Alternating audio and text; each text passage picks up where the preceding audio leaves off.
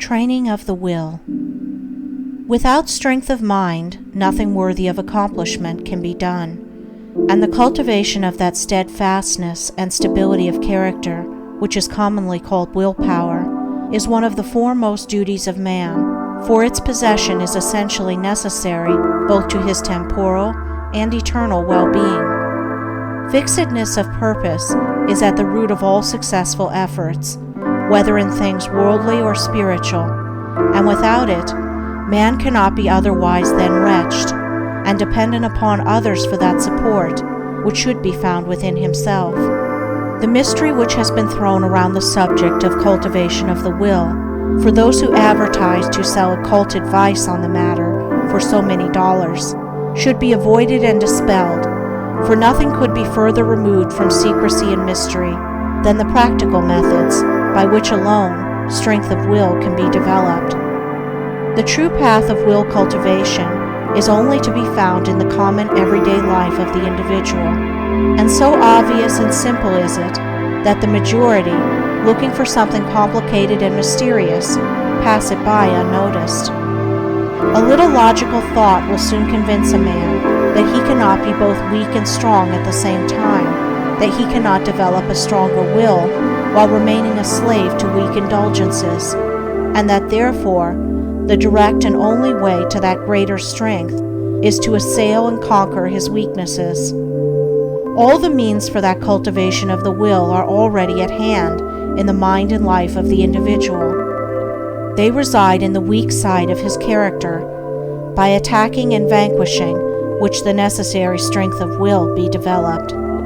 He who has succeeded in grasping this simple, preliminary truth will perceive that the whole science of will cultivation is embodied in the following 7 rules. 1. Break off bad habits. 2. Form good habits. 3. Give scrupulous attention to the duty of the present moment. 4. Do vigorously and at once whatever has to be done. 5. Live by rule. 6. Control the tongue. 7. Control the mind. Anyone who earnestly meditates upon and diligently practices the above rules will not fail to develop that purity of purpose and power of will which will enable him to successfully cope with every difficulty and pass triumphantly through every emergency. It will be seen that the first step is the breaking away from bad habits. This is no easy task. It demands the putting forth of great efforts, or a succession of efforts, and it is by such efforts that the will can alone be invigorated and fortified. If one refuses to take the first step, he cannot increase in willpower, for by submitting to a bad habit, because of the immediate pleasure which it affords, one forfeits the right to rule over himself, and is so far a weak slave. He who thus avoids self-discipline and looks about for some occult secrets for gaining willpower at the expenditure of little or no effort on his part is deluding himself and is weakening the willpower which he already possesses. The increased strength of will, which is gained by success in overcoming bad habits, enables one to initiate good habits. For while the conquering of a bad habit requires merely strength of purpose, the forming of a new one necessitates the intelligent direction of purpose.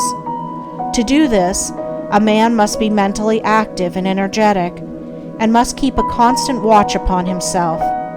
As a man succeeds in perfecting himself in the second rule, it will not be very difficult for him to observe the third, that of giving scrupulous attention to the duty of the present moment.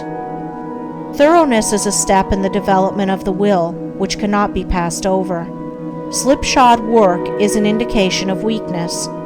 Perfection should be aimed at, even in the smallest task, by not dividing the mind, but giving the whole attention to each separate task as it presents itself.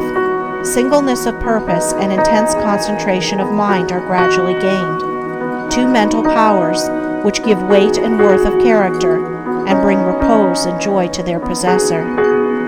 The 4th rule: that of doing vigorously and at once whatever has to be done, is equally important.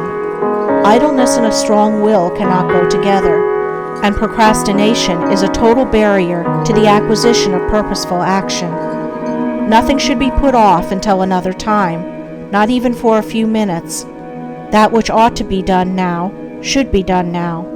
This seems a little thing, but it is of far-reaching importance.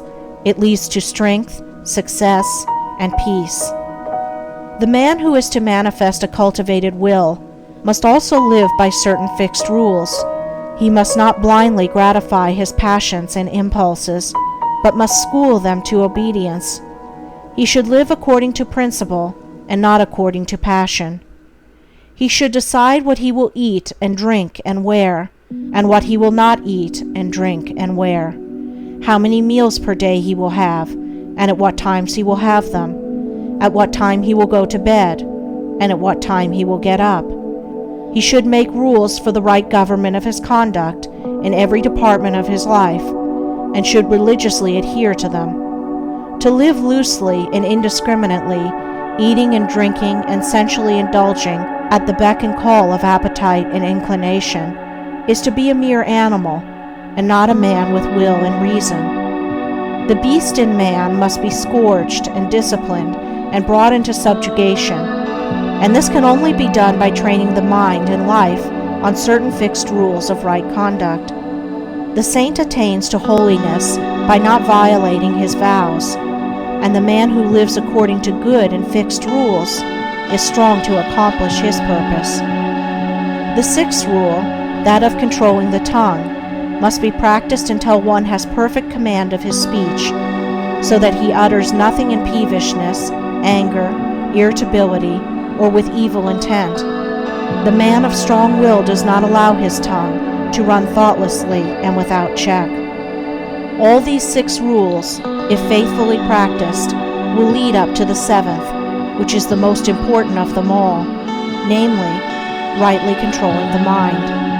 Self-control is the most essential thing in life, yet least understood. But he who patiently practices the rules herein laid down, bringing them into requisition in all his ways and undertakings, will learn, by his own experience and efforts, how to control and train his mind, and to earn thereby the supreme crown of manhood, the crown of a perfectly poised will.